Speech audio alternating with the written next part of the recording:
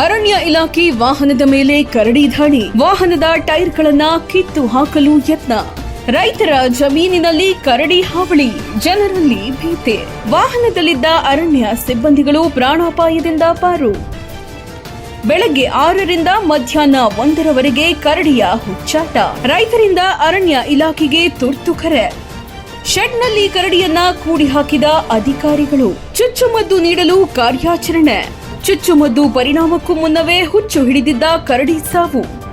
ಮೇಲ್ನೋಟಕ್ಕೆ ಹುಚ್ಚು ಹಿಡಿದಿದೆ ಎಂದು ತಿಳಿಸಿದ ಅಧಿಕಾರಿಗಳು. ಮರಣೋತ್ತರ ಪರೀಕ್ಷೆ ನಡೆಸಿದ ಪಶುವೈದ್ಯರು. ವರದಿ ಬಳಿಕ ಮುಂದಿನ ಮಾಹಿತಿ ನೀಡುವುದಾಗಿ ಅಧಿಕಾರಿಗಳ ಹೇಳಿಕೆ.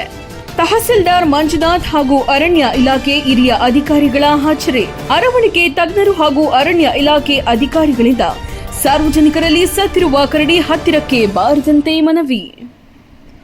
ಹೌದು ವೀಕ್ಷಕರೇ, ಕೊರಟಗೆರೆ ಪಟ್ಟಣದ ಸಮೀಪದ ಗೌಡನ ಕೆರೆ ಪಕ್ಕದ ರೈತರ ಜಮೀನುಗಳಲ್ಲಿ ಗುರುವಾರ ಬೆಳಗ್ಗೆ ಹುಚ್ಚು ಕರಡಿಯೊಂದು ಆರ್ಭಟ ನಡೆಸಿ ಭೀತಿ ಮೂಡಿಸಿದ ಘಟನೆ ನಡೆದಿದೆ.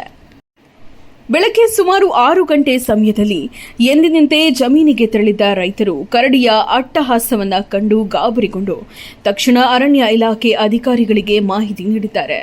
ಸ್ಥಳಕ್ಕೆ ಧಾವಿಸಿದ ಅರಣ್ಯ ಇಲಾಖೆ ಸಿಬ್ಬಂದಿಗಳ ಮೇಲೆ ಕರಡಿ ಏಕಾಏಕಿ ದಾಳಿ ನಡೆಸಿದೆ.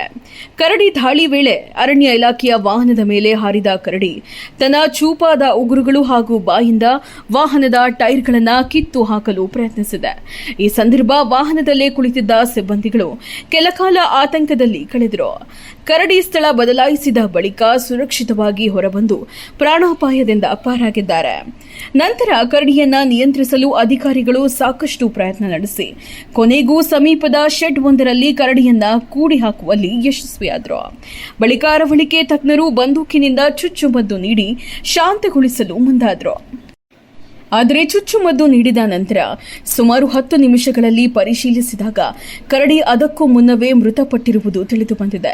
ಸುಮಾರು 1 ಗಂಟೆ ಹಿಂದೆಯೇ ಕರಡಿಗೆ ಹುಚ್ಚು ಲಕ್ಷಣಗಳು ಕಾಣಿಸಿಕೊಂಡಿದ್ದು, ಅದೇ ಕಾರಣದಿಂದ ಸಾವನ್ನಪ್ಪಿರುವ ಸಾಧ್ಯತೆ ಇದೆ ಎಂದು ಅರವಳಿಕೆ ತಜ್ಞರು ಹಾಗೂ ಪಶು ವೈದ್ಯಾಧಿಕಾರಿಗಳು ತಿಳಿಸಿದ್ದಾರೆ. ಘಟನೆಯ ನಂತರ ಸ್ಥಳೀಯ ಪಶು ವೈದ್ಯಾಧಿಕಾರಿಗಳು ಹಾಗೂ ಅರಣ್ಯ ಇಲಾಖೆಯ ಅಧಿಕಾರಿಗಳು ಅರವಳಿಕೆ ತಜ್ಞರ ಸಮ್ಮುಖದಲ್ಲಿ ಮರಣೋತ್ತರ ಪರೀಕ್ಷೆ ನಡೆಸಿದರು. ಮರಣ ಪರೀಕ್ಷೆಯ ವರದಿ ಬಂದ ಬಳಿಕ ಹೆಚ್ಚಿನ ಮಾಹಿತಿ ನೀಡಲಾಗುವುದು ಎಂದು ಅಧಿಕಾರಿಗಳು ತಿಳಿಸಿದ್ದಾರೆ.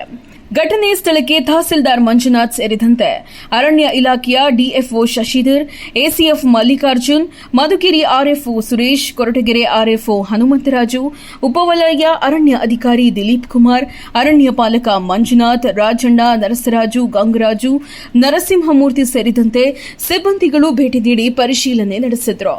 ಈ ಘಟನೆ ಹಿನ್ನೆಲೆಯಲ್ಲಿ ಸ್ಥಳೀಯರು ಆತಂಕಕ್ಕೆ ಒಳಗಾಗಿದ್ದು, ಅರಣ್ಯ ಇಲಾಖೆ ಅಗತ್ಯ ಮುನ್ನೆಚ್ಚರಿಕೆ ಕ್ರಮ ಕೈಗೊಳ್ಳಲು